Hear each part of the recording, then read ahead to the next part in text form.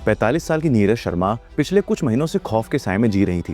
कभी रात के अंधेरे में उनके घर पर पत्थर फेंके जाते तो कभी मुंह ढके कुछ अनजान लड़के उनके घर के आसपास मंडराते नजर आते। हर गुजरते दिन के साथ उन्हें लगने लगा था कि कोई उन पर नजर रखे हुए। धीरे धीरे उनका डर इतना बढ़ गया कि नीरज ने घर से बाहर निकलना ही लगभग बंद कर दिया था। रोजमर्रा की जरूरत का सामान भी वो ऑनलाइन ही मंगवाती थी, क्योंकि उन्हें लगता था कि घर के बाहर उनका हर कदम खतरे से भरा हुआ है। और शायद उनका डर बेवजह भी नहीं था, क्योंकि इन सब से करीबन 3 महीने पहले एक तेज रफ्तार थार गाड़ी ने उन्हें कुचलकर मारने की कोशिश भी की थी। उस दिन नीरज किसी तरह से बच गई थी, लेकिन उन्हें बिल्कुल भी अंदाजा नहीं था कि जिस मौत से वो एक बार बचकर निकली थी, वो दोबारा उनके दरवाजे पर लौटने वाली थी। लेकिन अब हालात सिर्फ धमकियों तक सीमित नहीं रहे। धीरे धीरे नीरज के साथ कुछ ऐसी घटनाएं होने लगी जिन्हें देखकर उनका डर और गहरा होता चला गया। एक दिन जब उन्हें घर के बाहर सीढ़ियों की तरफ कुछ आहट सी महसूस हुई तो वो देखने पहुंची। सीढ़ियों पर सिंदूर बिखरा हुआ था और उसके बीच लाल धागे से लिपटा हुआ एक नारियल पड़ा था। अचानक सामने दिखे इस मंजर ने उन्हें बुरी तरह डरा दिया था।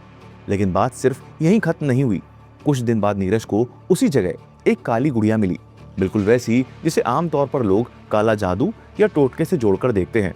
हर नई घटना के साथ उनके अंदर का डर और बढ़ता जा रहा था। फिर एक दिन तो हद ही हो गई जब उन्हें सीढ़ियों पर उसी जगह कुछ जले हुए कपड़े मिले। लगातार हो रही इन घटनाओं ने नीरज को अंदर तक हिलाकर रख दिया था।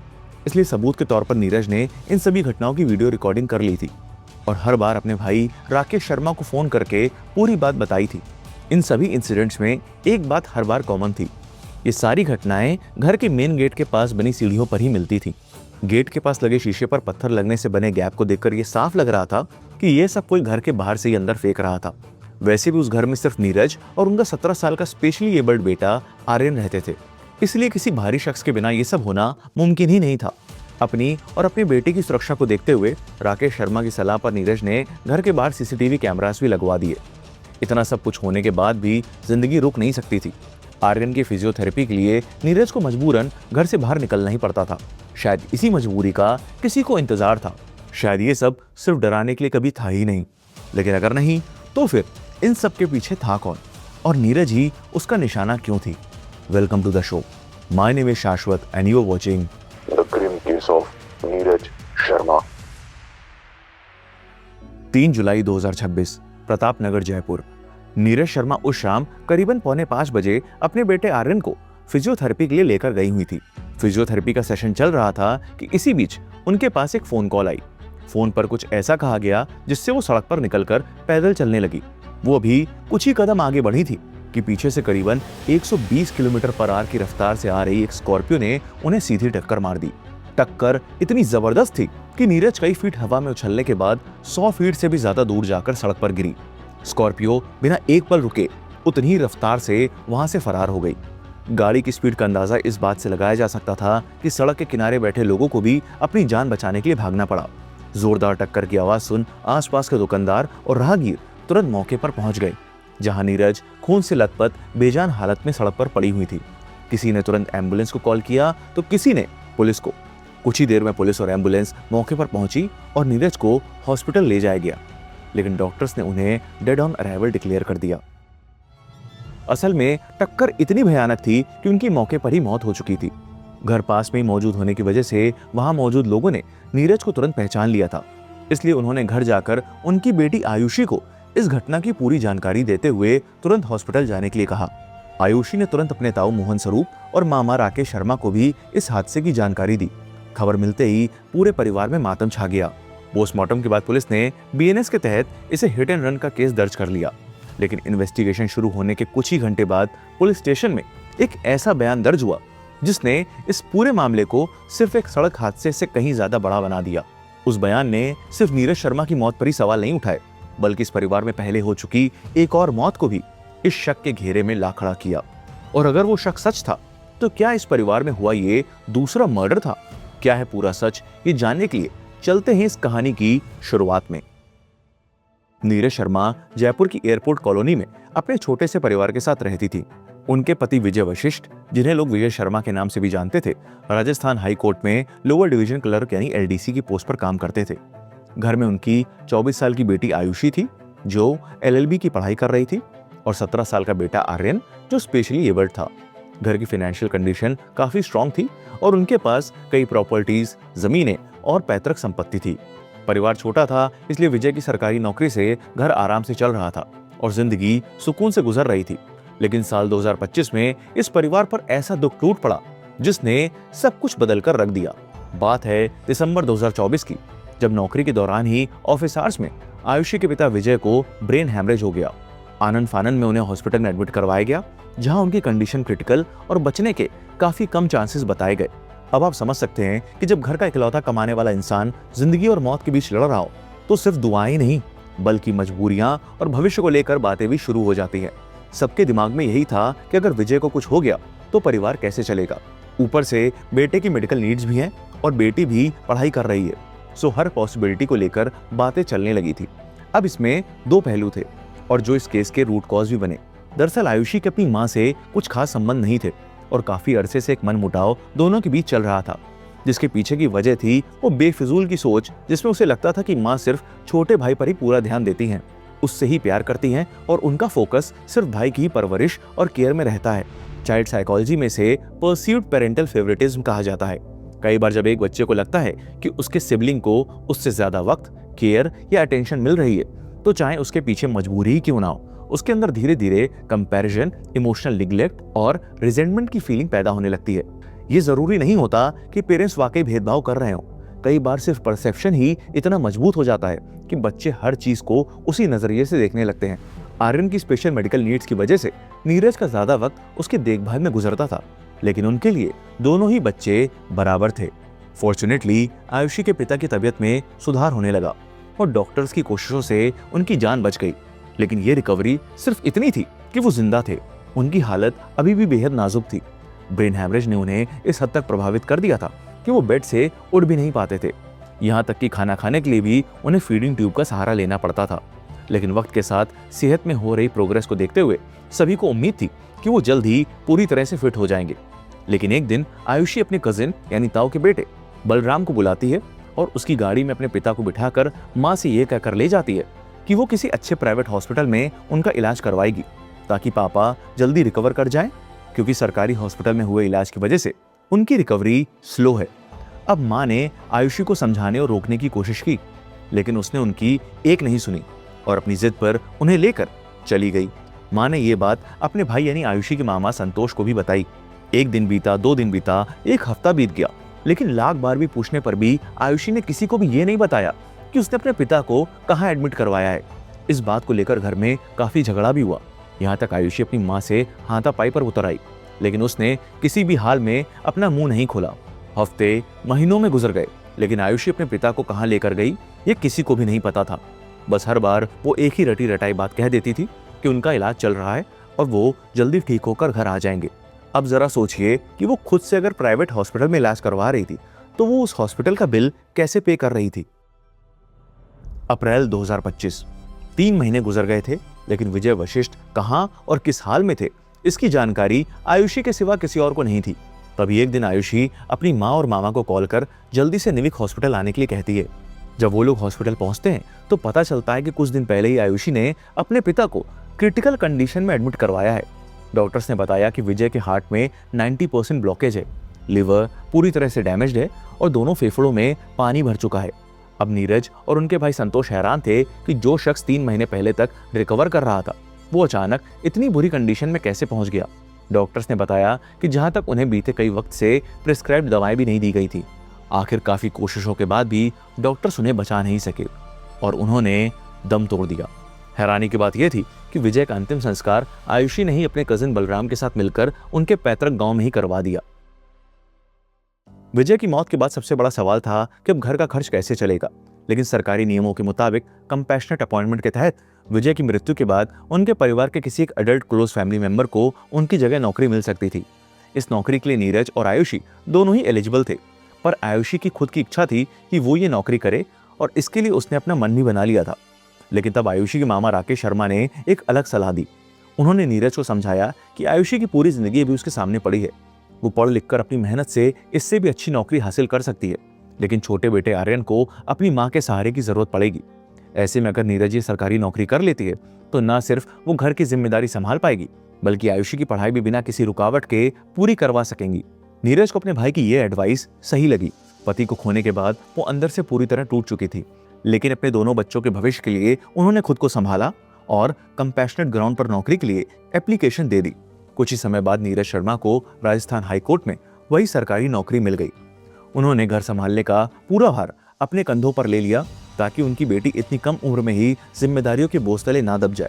लेकिन नीरज का ये सेक्रीफाइस और प्यार उनकी बेटी के आगे फीका पड़ गया, क्योंकि उसे अपनी माँ की ममता में परिवार की भलाई नहीं बल्कि अपने सपने का खून होते नजर आ रहा था। इसलिए जब माँ को नौकरी मिल गई तो आयुषी के लालच ने एक बेहद खतरनाक रूप लेना शुरू कर दिया। अपने पिता की मौत के बाद से ही आयुषी ने उनकी जगह नौकरी करने की जिद के साथ साथ पिता की प्रॉपर्टी का एक हिस्सा उनके नाम करने की जिद पकड़ ली थी। मात्र 24 साल की उम्र में जहां उसे अपने करियर को बनाने पर ध्यान देना चाहिए था, वहीं वो प्रॉपर्टी के बंटवारे और उसकी हिस्सेदारी की बात करने लगी थी। आयुषी अब हर वक्त चिड़चिड़ी रहने लगी थी। ना वो सीधे मुंह अपनी माँ से बात करती थी और ना ही उनका एक भी कहा मानती थी। यहाँ तक अब तो वो खुलेआम अपनी माँ को धमकी तक देने लगी थी। माँ बेटी के बीच इतनी दूरियां बढ़ चुकी थी कि उन्हें मिटाना लगभग नामुमकिन सा था। हालात यहाँ तक पहुंच गए थे कि जनवरी 2026 में आयुषी ने वो घर ही छोड़ दिया और अपने पिता के पुराने टोंक रोड वाले मकान में अकेले जाकर रहने लगी। और यही इस कहानी का अहम मोड़ था। जब परिवार में फूट का उजागर समाज में हो जाता है तो अक्सर परिवार के ही लोग अपने स्वार्थ के लिए इसका फायदा उठाने से नहीं चूकते, और यह बात इस केस में पूरी तरह फिट बैठती है। आयुषी के दिल में अपनी माँ के लिए नफरत की चिंगारी पहले से ही जल चुकी थी और उस चिंगारी को आग बनाने का काम किया उसके ताऊ मोहन स्वरूप और उनके परिवार ने, जिनकी नजर पहले से ही हाईवे पर मौजूद करोड़ों की प्रॉपर्टी पर थी। जिस पुराने मकान में आयुषी शिफ्ट होकर रहने लगी थी वो उसके ताऊ के घर से कुछ ही दूर था, और अब आयुषी के साथ उस घर में उसी ताऊ का बेटा बलराम भी शिफ्ट हो गया था। यही वजह थी कि आयुषी का अब उठना बैठना मिलना जुलना ज्यादातर वक्त उन्हीं लोगों के साथ गुजरने लगा था। धीरे धीरे उसके आसपास एक ऐसा माहौल तैयार किया गया जहां हर बात का नतीजा अक्सर एक ही जगह पर रुकता था, नीरज शर्मा। नफरत तो अपनी मां से पहले ही करती थी, लेकिन अब उस नफरत को एक नया चेहरा मिल चुका था, लालच। आयुषी के कानों में बार बार ये बात डाली गई कि जब तक नीरज जिंदा है तब तक ना तो राजस्थान हाईकोर्ट की सरकारी नौकरी उसके हिस्से में आएगी और ना ही परिवार की करोड़ों की संपत्ति। और यह कोई छोटी मोटी रकम नहीं थी। भरतपुर के सेवर चौराहे पर मौजूद लगभग 10 से 12 करोड़ रुपए की कीमत वाली प्रॉपर्टी, जयपुर में करीब 2.5 करोड़ रुपए के 2 मकान, विजय शर्मा के निधन के बाद मिला 70 से 80 लाख रुपए का अमाउंट, इन सबको मिलाकर बात सिर्फ एक घर या एक प्लॉट की नहीं बल्कि करोड़ों रुपए की संपत्ति की थी। धीरे धीरे आयुषी के सामने एक ऐसी तस्वीर खींची गई जिसमें उसके सपने, पैसा, प्रॉपर्टी और एक सरकारी नौकरी के बीच सिर्फ एक ही इंसान खड़ा था, उसकी अपनी मां। इंसान जब किसी बात को बार बार सुनता है तो धीरे धीरे वो उसके लिए सच बनने लगती है। साइकोलॉजी में इसे इल्यूजनरी ट्रूथ इफेक्ट कहा जाता है। एक ही बात को लगातार दोहराया जाए तो दिमाग बिना सबूत के उसे सच मानने लगता है। धीरे धीरे आयुषी की नफरत इतनी गहरी हो गई कि उसने नीरज को अपनी मां के रूप में देखना ही बंद कर दिया। अब उसकी नजर में नीरज सिर्फ एक ऐसी रुकावट थी जिसे हटा देने के बाद ही उसके लिए पैसा, प्रॉपर्टी और सरकारी नौकरी के दरवाजे खुल सकते थे। मां को हमेशा के लिए रास्ते से हटाने के लिए आयुषी ने अपने ताऊ मोहन स्वरूप और उनके बेटों मोहित शर्मा और बलराम के साथ मिलकर घटियापन की हर हद को पार कर दिया। मोहन स्वरूप की नजर पहले से अपने भाई विजय शर्मा की करोड़ों की संपत्ति पर थी, इसलिए डील बिल्कुल साफ थी। नीरज शर्मा को रास्ते से हटा दिया जाएगा और बदले में भरतपुर के सेवर चौराहे पर मौजूद करोड़ों की प्रॉपर्टी मोहन स्वरूप के नाम कर दी जाएगी। वहीं नौकरी के साथ बाकी प्रॉपर्टीज और सेविंग्स आयुषी के हिस्से आएगी। 1 मार्च 2026 को बलराम अपने कुछ साथियों के साथ रविंद्र नगर में लोकेटेड नीरज शर्मा के घर पहुंचा, जहां वो अपने दिव्यांग बेटे आर्यन के साथ रहती थी। वहां न सिर्फ नीरज के साथ मारपीट की गई बल्कि आर्यन को भी नहीं बख्शा गया। इस घटना से सहमी नीरज शर्मा ने प्रतापनगर थाने में लिखित शिकायत भी दर्ज करवाई। उन्होंने पुलिस को बताया कि कैसे वो बदमाश घर पर जबरदस्ती कब्जा करने की कोशिश में थे और उन लोगों ने जाते जाते करीब 2 लाख रुपए, गहने और कीमती सामान तक चोरी कर लिया था। लेकिन हैरानी की बात यह थी कि कंप्लेन पर कोई एक्शन नहीं हुआ, न तुरंत गिरफ्तारी हुई, न ही आरोपियों से कोई पूछताछ की गई। उस वक्त शायद किसी ने नहीं सोचा था कि यह एक ऐसी चूक साबित होगी जिसका सबसे बड़ा नुकसान एक ऐसे बच्चे को उठाना पड़ेगा जो सिर्फ अपनी मां के सहारे जी रहा था। जब जबरदस्ती, धमकी और मारपीट से भी बात नहीं बनी तो फैसला किया गया कि नीरज शर्मा को हमेशा के लिए खत्म कर दिया जाए। प्लान ऐसा था जिसे देखकर हर किसी को यह सिर्फ एक रोड एक्सीडेंट लगे। तेज रफ्तार गाड़ी से कुचलकर उनकी जान ले ली जाएगी और पूरे मर्डर को हिट एंड रन का नाम दे दिया जाएगा। इस प्लान को अंजाम देने की जिम्मेदारी मोहन स्वरूप ने अपने ही रिश्तेदार हेमंत शर्मा को दी। हेमंत ने आगे आकाश शर्मा, अरविंद शर्मा और रोहित जाटव नाम के शूटर से कांटेक्ट किया। पूरी डील 7 लाख रुपए में तय हुई। आयुषी के पास इतने पैसे नहीं थे, इसलिए यह रकम मोहन स्वरूप ने ही अरेंज करवाई। 7 लाख रुपए हेमंत को दिए गए और उसने बाकी लोगों को 1-1 लाख रुपए प्रति व्यक्ति के हिसाब से तैयार कर लिया। अगले कई दिनों तक इन सभी लोगों का सिर्फ एक ही काम था, नीरज शर्मा की रेकी करना। वो कब ऑफिस जाती हैं, कब घर लौटती हैं, किस रास्ते से गुजरती हैं, उनकी हर आदत, हर टाइमिंग, हर मूवमेंट पर नजर रखी जा रही थी। जैसे उन्हें सही मौका मिला, एक थार गाड़ी का इंतजाम किया गया और नीरज शर्मा के घर से बाहर निकलते ही तेज रफ्तार से उन्हें कुचलने की कोशिश की गई। लेकिन किस्मत से उस दिन नीरज की जान बच गई। इस हमले के बाद नीरज पूरी तरह से सहमी हुई थी। उन्हें समझ आ चुका था कि यह कोई इत्तेफाक या आम रोड रेज नहीं था, बल्कि उनकी जान लेने की कोशिश की गई थी। इसलिए घबराहट में उन्होंने तुरंत अपने भाई राकेश शर्मा को फोन करके पूरी बात बताई। इसके बाद नीरज ने घर से बाहर निकलना लगभग बंद ही कर दिया। जब तक कोई बहुत जरूरी काम ना हो, वो घर से बाहर कदम तक नहीं रखती थी। लेकिन पहला प्लान फेल हो चुका था और दूसरा प्लान तब तक कामयाब नहीं हो सकता था जब तक नीरज घर से बाहर ना निकले। तब आयुषी ने एक और चाल चलनी शुरू की। कभी रात के अंधेरे में घर के मेन गेट पर नींबू मिर्ची लटका दी जाती, कभी सीढ़ियों पर सिंदूर और लाल धागे में लिपटा हुआ नारियल फेंका जाता, कभी काले जादू से जोड़ी जाने वाली गुड़िया घर पर मिलती, तो कभी जले हुए कपड़े। मकसद सिर्फ एक था कि किसी भी तरह नीरज को इतना डरा दिया जाए कि वो घर के बाहर निकलकर किसी बाबा या पंडित के पास जाने पर मजबूर हो जाए। इनफैक्ट उन्हें डराने के लिए गुंडों ने घर की खिड़कियों के शीशे तक तोड़ दिए थे। नीरज समझ चुकी थी कि वो लगातार निशाने पर हैं और पुलिस भी उनकी कोई मदद नहीं कर रही। इसलिए अपनी और अपने बेटे की सुरक्षा के लिए उन्होंने घर के चारों तरफ मजबूत लोहे की फेंसिंग लगवाई और मेन गेट के साथ साथ घर के बाहर 5 हाई डेफिनेशन सीसीटीवी कैमरास भी इंस्टॉल करवाए, ताकि घर से बाहर निकले बिना ही हर एक्टिविटी पर नजर रखी जा सके। लेकिन एक माँ अपनी जान बचाने के लिए पूरी दुनिया से छुप सकती है, अपने बच्चे के दर्द से नहीं। आर्यन की हालत के चलते उसे हर कुछ दिन में फिजियोथेरेपी के लिए जाना जरूरी था। आयुषी को पता था कि उसकी माँ चाहे कितनी भी डरी क्यों ना हो, अपने बेटे के इलाज को कभी नहीं छोड़ेगी, और उसने अपनी माँ की इसी मजबूरी को उनकी मौत का रास्ता बना दिया। नीरज के इस रूटीन की जानकारी मिलते ही उन पर दूसरे हमले का एक फूल प्रूफ प्लान तैयार कर लिया गया। बलराम ने 35,000 रुपए देकर एक स्कॉर्पियो गाड़ी रेंट पर ली और सभी लोग सही मौके का इंतजार करने लगे। 3 जुलाई की शाम नीरज अपने बेटे आर्यन को लेकर फिजियोथेरेपी के लिए क्लिनिक पहुंची, जहां करीब 15 मिनट बाद ही आयुषी का उनके पास फोन आया और उसने अपनी माँ से तुरंत घर आने को कहा। पहले नीरज ने आर्यन को अकेला छोड़कर आने से साफ मना कर दिया, लेकिन आयुषी ने उन्हें यकीन दिलाया कि वो सारे गिले शिकवे खत्म करना चाहती है और पुरानी बातें भूलकर माँ बेटी का रिश्ता दोबारा पहले जैसा बनाना चाहती है। नीरज आखिर थी तो एक माँ ही, इसलिए वो अपनी बेटी के इस छल को भाप ना सकी और उससे मिलने के लिए निकल पड़ी। वो इस बात से अनजान थी कि मौत उनका हर कदम पर पीछा कर रही थी। उधर मोहित शर्मा पहले ही नीरज की लाइव लोकेशन किलर्स तक पहुंचा चुका था। रोहित जाटव अपनी बाइक पर लगातार उनका पीछा कर रहा था, जबकि आकाश शर्मा और अरविंद शर्मा स्कॉर्पियो का इंजन चालू कर सिग्नल का इंतजार कर रहे थे। जैसे ही नीरज सड़क के एक ऐसे हिस्से में पहुंची जहां आसपास कोई नहीं था, रोहित ने हाथ से इशारा कर दिया। अगले ही पल स्कॉर्पियो करीब 120 किलोमीटर पर आवर की स्पीड से नीरज की तरफ दौड़ी और सीधा उन पर चढ़ा दी गई। टक्कर इतनी भयानक थी कि नीरज कई फीट हवा में उछलकर सड़क पर जा गिरी और उनके सर व शरीर पर आई गहरी चोटों ने उनकी मौके पर ही जान ले ली। जिस कत्ल को महीनों तक प्लानिंग, रेकी और कई नाकाम कोशिशों के बाद अंजाम दिया गया था, उसे दुनिया के सामने सिर्फ एक हिट एंड रन एक्सीडेंट बनकर पेश कर दिया गया और आखिरकार एक माँ बेटी के रिश्ते का खून सड़क पर बह गया। पुलिस ने तो अपनी होशियारी का परिचय देते हुए इसे हिट एंड रन केस मान लिया था, लेकिन नीरज की मौत के बाद पुलिस स्टेशन में 2 ऐसे लोग पहुंचे जिनके बयान ने सभी को सन्न कर दिया। ये दोनों शख्स थे आयुषी के मामा संतोष शर्मा और चंद्र प्रकाश शर्मा। उन्होंने पुलिस के सामने जो खुलासे किए, उन्होंने सिर्फ नीरज शर्मा की मौत पर ही नहीं, बल्कि पूरे परिवार के इतिहास पर ही सवाल खड़े कर दिए। उन्होंने बताया कि आयुषी का अपने ताऊ के बेटे बलराम के साथ काफी अरसे से अफेयर चल रहा था। जी हाँ, अपने कजन के साथ, और वो उसी के साथ अपने पिता के पहले वाले मकान में बतौर लिव इन रिलेशनशिप में थी और उसी ने नौकरी और प्रॉपर्टी के लालच में अपनी माँ का मर्डर करवाया है और उसके बाद वो बलराम के साथ ही शादी करने का प्लान कर रही है। उन्होंने पुलिस को वो हर घटना बताई जो नीरज जी के साथ कई महीनों से हो रही थी, और जब उनकी मौत हुई तो आयुषी के अगले ही दिन से बदले हुए हाव भाव और चाल ढाल ने उनके शक को यकीन में बदल दिया। उन्होंने ये भी दावा किया कि आयुषी ने ही अपने पिता की भी हत्या की थी, जिसकी जांच होनी चाहिए, क्योंकि एक बार अपनी माँ से झगड़े के दौरान उसने ये तक कह दिया था कि जैसे मैंने पापा की फीडिंग ट्यूब हटाकर उनकी जान ली थी, वैसे तुम्हारी जान लेना भी मेरे लिए कोई मुश्किल काम नहीं है। अगर ये लफ्ज वाकई कहे गए थे तो ये सिर्फ गुस्से में दी गई धमकी नहीं थी, ये एक ऐसा इकरार था जो दो मौतों को एक ही कहानी में जोड़ रहा था। कंप्लेन दर्ज होने के बाद पुलिस ने जब आसपास लगे सभी सीसीटीवी फुटेज को गौर से देखा तो उन्हें नजर आया कि कैसे वो कार पहले से ही वहां मौजूद थी, जो नीरज शर्मा के सड़क के आने के बाद चल दी। फुटेज में पुलिस को बाइक से रेकी करते और इशारे करते लड़के भी नजर आए।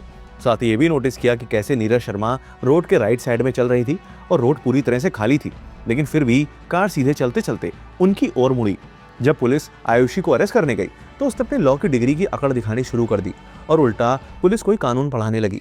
चूंकि बलराम मौके से फरार हो चुका था, लेकिन पुलिस बलराम को छोड़ इस अपराध में शामिल बाकी अपराधियों को गिरफ्तार कर चुकी थी। और जब आयुषी के सामने वो सभी फुटेज और बाकियों की गिरफ्तारी की बात रखी तो उसके हौसले पस्त हो गए। लेकिन आयुषी को ऐसा ब्रूटल क्राइम करने के बाद भी किसी तरह का कोई गिल्ट या रिमोर्स नहीं था, मानो उसकी चाल ढाल एक पेशेवर कातिल जैसी हो। उसने लाख पूछने पर भी मीडिया के सवालों का जवाब देना भी जरूरी नहीं समझा। आयुषी ने सिर्फ अपनी मां की जान नहीं ली, उसने मां और बेटी के उस रिश्ते को भी कलंकित कर दिया जिसे दुनिया के सबसे पवित्र रिश्तों में एक माना जाता है। मां अपने बच्चों के लिए अपनी खुशियां, अपनी नींदें और कभी कभी अपनी पूरी जिंदगी तक कुर्बान कर देती है, लेकिन इस कहानी में एक मां अपनी ही बेटी के लिए सबसे बड़ी रुकावट बन गई। साइकोलॉजी में एक बात कही जाती है कि जब इंसान पर लालच, नफरत और बार बार की गई कंडीशनिंग हावी हो जाती है तो धीरे धीरे वो सामने वाले को इंसान के रूप में देखना बंद कर देता है। इस केस का एक और शर्मनाक हिस्सा था आयुषी और उसके कजिन बलराम के बीच बताए गए संबंधों का। इन दोनों ने उन रिश्तों पर भी सवाल खड़े कर दिए जिन्हें समाज हमेशा मर्यादा और पवित्रता का प्रतीक मानता आया है। खैर, शैतानों के लिए क्या पवित्र और क्या अशुद्ध। सबसे बड़ी तकलीफ उस 17 साल के आर्यन को लेकर होती है जिसकी पूरी दुनिया उसकी माँ थी, लेकिन उसकी बहन ने उसकी जिंदगी अनैतिक संबंधों, करोड़ों की प्रॉपर्टी और एक सरकारी नौकरी की बेफालतू सी चमक के चलते बर्बाद कर दी। इस केस का एक और पहलू भी उतना ही परेशान करने वाला है। नीरज शर्मा ने पुलिस को रिटन कंप्लेन देते हुए मदद की गुहार लगाई थी, लेकिन फिर भी उन्हें वो सुरक्षा कभी नहीं मिल सकी जिसकी उन्हें सबसे ज्यादा जरूरत थी। कभी कभी किसी जुर्म को सिर्फ इस बात से नहीं समझा जा सकता कि कातिल कौन है, हमें ये देखना होता है कि कितने मौके थे जब उस जुर्म को रोका जा सकता था। शायद इसीलिए नीरज शर्मा का केस सिर्फ एक मर्डर केस नहीं है, ये एक ऐसी कहानी है जहां लालच ने कई रिश्ते खत्म कर दिए, नफरत ने इंसानियत को हरा दिया और कई छोटी छोटी चूकों ने मिलकर एक मां की जिंदगी हमेशा के लिए छीन ली।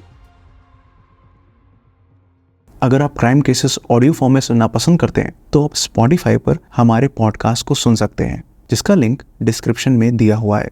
और ढेर सारा प्यार और सपोर्ट देने के लिए दिल से थैंक यू।